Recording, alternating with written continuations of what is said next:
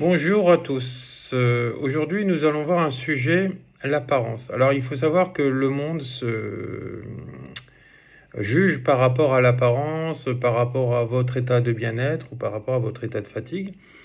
Parfois, les gens, ils cherchent pas plus loin que le bout de leur nez, c'est-à-dire que quand vous faites une réflexion, posez une réflexion par exemple sur Internet, sur un sujet ou après un débriefing sur des formations, vous êtes en général, après une journée de travail, vous êtes en général fatigué. Mais les choses se font dans l'instant présent souvent parce que sinon on va oublier, on sera plus dans le move, comme disent les Américains, dans le mouvement du stage. Et donc les émotions, le ressenti, la force de ce ressenti, elle sera perdue quelque part. C'est pour ça que parfois, c'est bien de faire les choses. Bon, c'est vrai que quand on arrive à un état de conscience ou à un état, je dirais, de lâcher prise absolu, de non-contrôle, quelque part, on n'en a plus rien à foutre de ce que peuvent penser les gens. Hein, mais vraiment plus rien à foutre. Parce qu'en fait, le but de cette incarnation, c'est pas de plaire aux autres, c'est de plaire à soi-même, d'être meilleur qu'hier par rapport à soi et non par rapport à l'autre.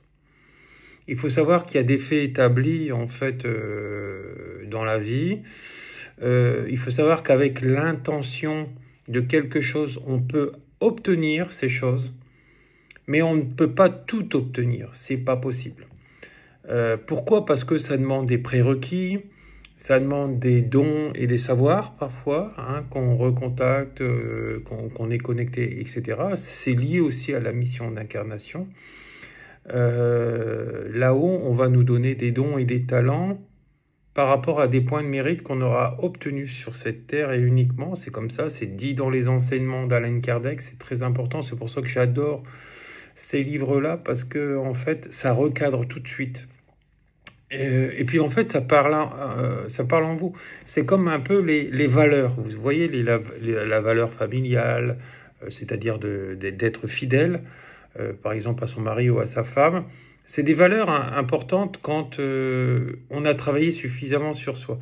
Il y a d'autres valeurs comme ne pas voler forcément, ne pas mentir, éviter de mentir, parce que c'est vrai que parfois dans ce monde avec l'employeur, notamment si vous êtes encore salarié, ça n'avez pas encore la chance d'être indépendant, parfois vous êtes un peu obligé de ruser parce que vous savez très bien que toute vérité n'est pas bonne à dire, surtout dans le monde du travail, puisqu'il y a toujours des sanctions d'une manière ou d'une autre, parce que nous ne sommes pas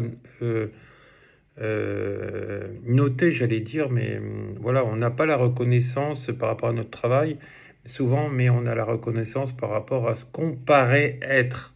Vous voyez ce que je veux dire? Donc c'est pour ça que souvent, dans la hiérarchie, comment ça s'appelle, les sous-chefs, ils évoluent toujours dans le sens du chef. Hein. C'est pas parce que le chef il est bon, c'est parce que le chef leur apporte quelque chose. Donc c'est toujours une histoire voilà. Donc c'est une histoire de perception.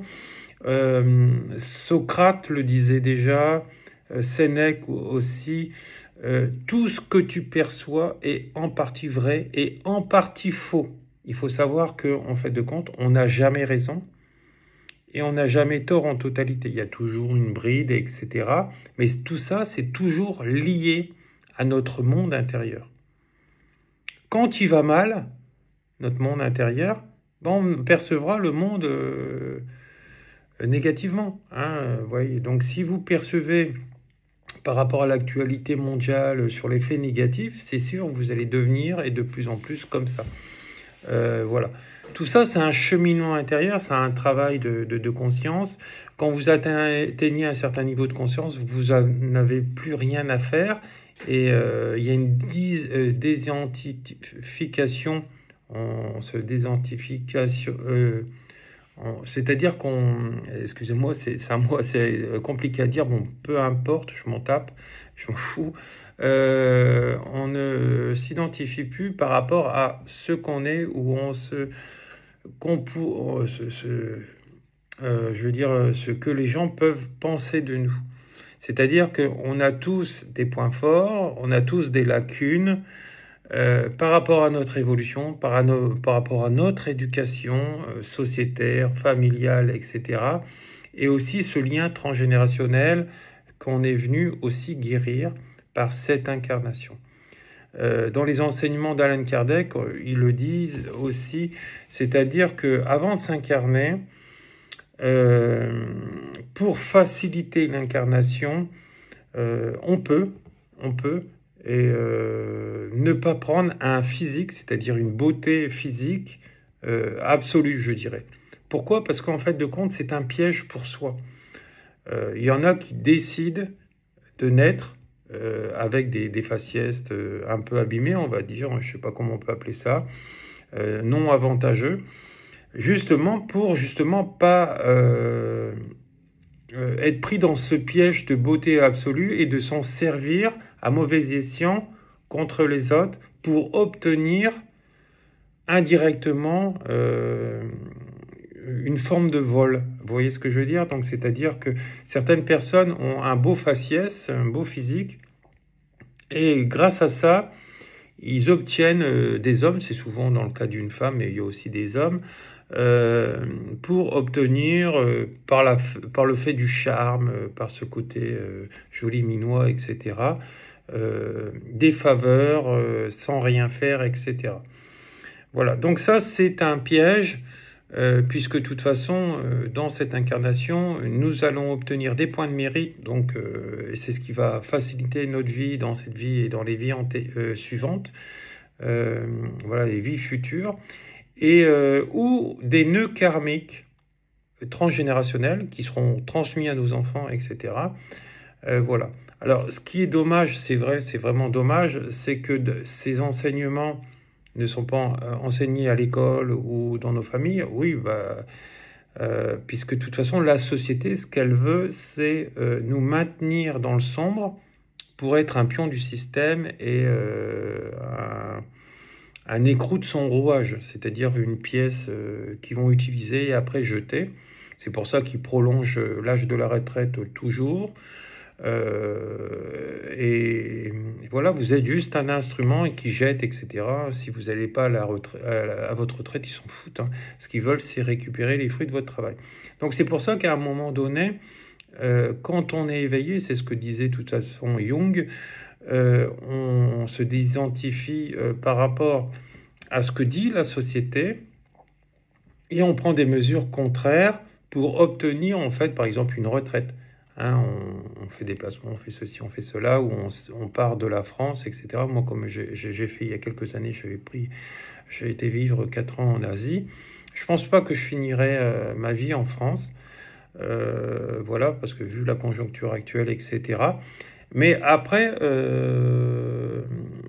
voilà, c'est comme ça. Bon, après, peu importe, il y a une évolution où il n'y a pas, où il y a des ralentissements.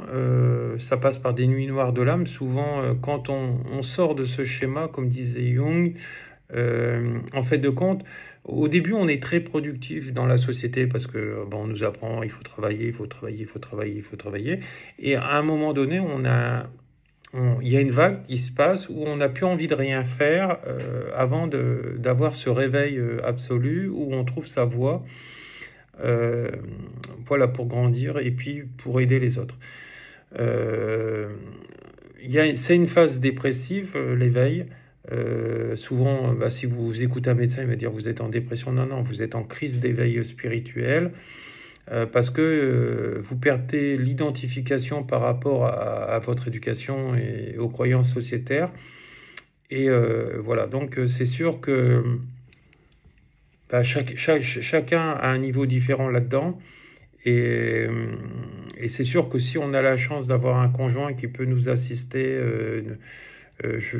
oui, voilà, c'est ça, c'est le mot assister pendant cette période-là, et vous faites pareil quand il évoluera. C'est mieux parce que ça sera plus facile. Voilà, il faut savoir que après moi ça m'est pas arrivé comme ça. Moi quand j'ai eu cette crise d'éveil spirituel, je me suis séparé de ma compagne qui me correspondait vraiment pas parce que c'était voilà, elle me correspondait pas. J'en dirai pas plus. Mais, Et mon boulot, bah, j'ai dû l'arrêter, mon boulot sociétaire. Donc voilà, parce que ne me correspondait pas, et puis c'était lié donc au métier à uniforme qui ne maintiennent pas la paix, mais qui maintiennent l'ombre, hein, puisqu'ils sont aussi aux ordres du pouvoir. Donc voilà, donc de toute façon, dès qu'il y a un contrôle, il y a des privations de liberté, il y a un déséquilibre quelque part. Et c'est pour ça qu'il y a eu autant de gendarmes, par exemple, qui ont démissionné après le Covid, parce qu'on leur a imposé de faire ceci, cela, là, leurs attestations pour aller faire pisser le chien, etc. Notamment, bon, moi j'avais la chance de vivre en Asie, au Laos, pendant cette période-là, donc j'ai pas été du tout touché. Et puis là-bas, ils comptaient même pas le nombre de morts qu'il y avait soi-disant avec ce Covid. Mais voilà, bon, après, peu importe ce qui est. Mais bon, maintenant, on sait où on en est, hein. En fait, de compte, c'est les gens qu'on disait que c'était des complotistes qui avaient raison. De toute façon, le complotiste, quand on dit que t'es un comploteur, c'est toujours celui qui dit qui est, comme disent les enfants un peu, hein, vous voyez.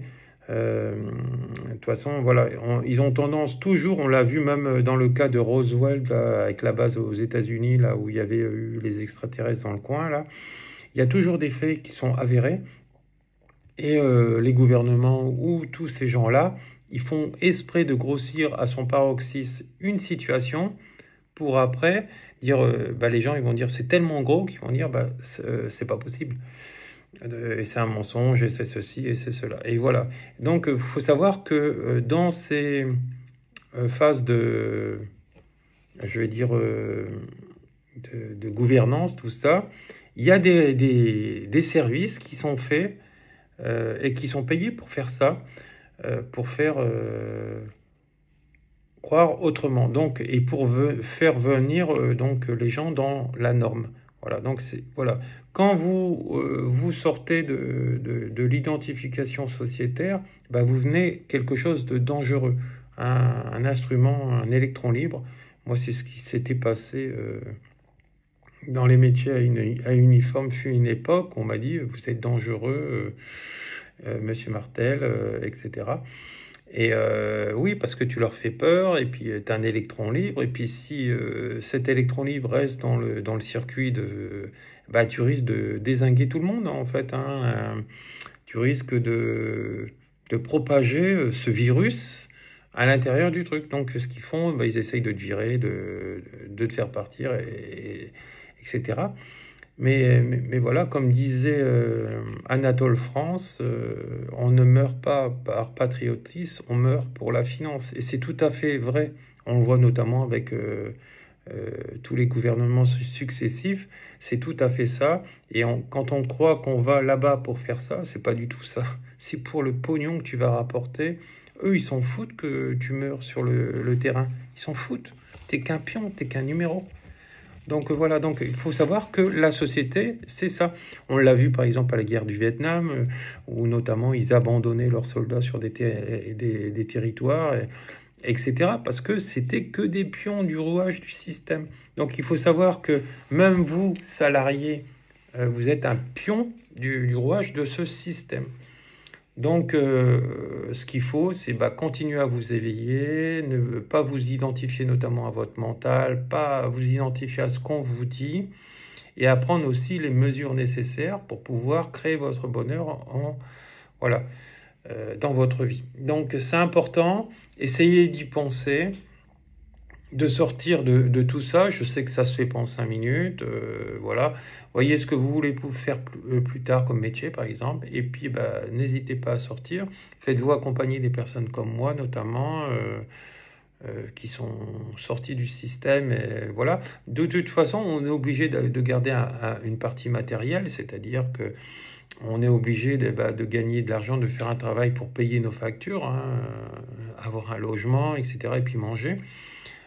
Ça, c'est ce côté rationnel, on est obligé, hein, du cerveau gauche, et puis après avoir les connexions ouvertes dans ce cerveau droit pour avoir accès à tous ces plans de conscience, etc. Voilà. Il ne faut pas faut pas désespérer, c'est-à-dire que il faut prendre le temps au temps, comme on dit, il faut laisser le temps au temps, plutôt, et, euh, et ça arrivera quand ça sera le moment. Axez-vous dans le bien au maximum de ce que vous pouvez faire, échangez, guérissez ce qui ne va pas en vous. Faites-vous aider par des soins transgénérationnels, mais des vrais, hein, parce qu'actuellement, c'est un peu comme dans le chamanisme, tout le monde se dit chaman maintenant. Ils n'ont jamais mis le pied en Mongolie ni en Sibérie et se disent chaman, parce que pour moi, chaman, moi j'aurais tendance à croire à un vrai chaman qui est sur place en Mongolie, en Sibérie, qui a été voilà, initié d'une lignée qui te dira que t'es chaman, qu'un chaman en France et qui va te dire t'es chaman, mais tu n'es même pas chaman. Hein. Parce qu'en Mongolie, t'es pas chaman si t'as pas la tenue déjà chamanique avec le tambour spécial. Et puis, si t'as pas appris les incorporations notamment, hein, parce que quand vous voyez toutes les formations qui sont du néo-chamanisme, etc. Maintenant en France, en Europe, hein, le néo-chamanisme, je rappelle, ce n'est pas du chamanisme, hein, c'est un ramassis de trucs qu'ils en ont fait des boîtes de conserve, hein, et puis voilà, sur l'expérience d'autres personnes, hein, voilà. Donc, après, chacun va là où il veut, hein, mais c'est comme ça. C'est pour ça qu'après, c'est tous ces gens-là qui n'ont pas été formés correctement vont te dire, oui, non, mais tu as toujours raison, il n'y a pas de truc, ceci, cela. Non, mais tu n'as pas tout en toi. Hein. L'intention ne suffit pas. Hein, voilà. Quand vous aurez appris à connecter avec le monde des esprits, à les voir, etc., dans les voyages chamaniques, avec les différents protocoles, etc., là, arrivé à un moment donné, vous pourrez vous dire chaman quand vous aurez vraiment fait pendant un certain nombre d'années. Et voilà. Donc, on est dans un monde, hein, il y a une dizaine d'années, c'était avec le Reiki, par exemple, et le magnétisme, c'était à peu près pareil. Hein, tout le monde qui se formait. Il faut savoir que dans tous ces guérisseurs, il y en a que c'est leur mission d'incarnation d'être guérisseur, et il y en a d'autres, c'est leur mission d'incarnation, c'est de se guérir à travers ces énergies et pas guérir les autres, hein, parce que nous avons tous des taux vibratoires différents, et le taux, il augmente et il est très fort quand on travaille beaucoup sur soi, mais beaucoup sur soi, c'est encore une autre perception, hein, une autre façon de faire, je dirais, parce que de toute façon, souvent, on attend du guérisseur la baguette magique, sauf que la baguette magique, vous l'avez aussi en vous. Et donc, le guérisseur, lui, il va pouvoir vous soigner, vous libérer, etc. Mais il n'y aura pas de libération totale, durable, s'il n'y a pas de changement de comportement en vous, en plus. Donc, c'est une association de lui et de vous. Voilà. Tout ça, c'est cette globalité, lui et vous. Si vous attendez, allez, enlève-moi ça, sans changement de comportement, la problématique reviendra sous une autre forme ou sous la même forme à un moment donné. Donc, c'est le libre arbitre, la remise en question qui créera une mort sur le plan énergétique de votre corps pour un réalignement. Et donc, voilà, c'est une reprogrammation cellulaire. Voilà. C'est ça, en fait, l'éveil. Mais bon, l'éveil, c'est quelque chose de très, très profond.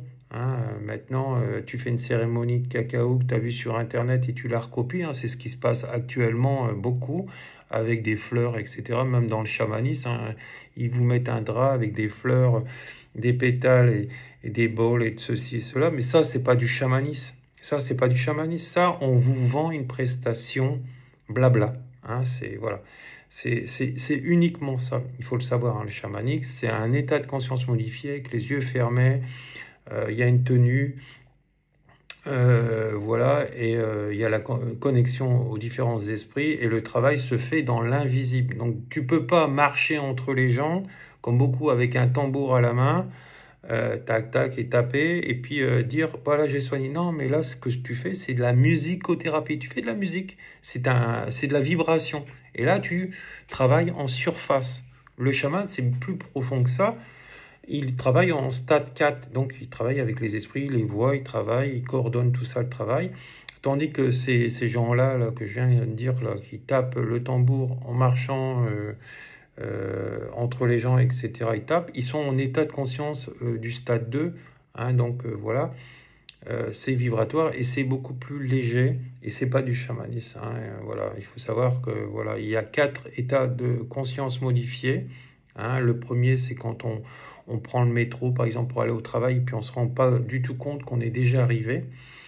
Ça c'en est un. Vous voyez, quand vous allez au boulot et que vous faites tout en automatique, vous déjeunez, tac, et puis vous êtes arrivé là-bas, déjà, bah, ah, voilà, ça c'est le premier stade.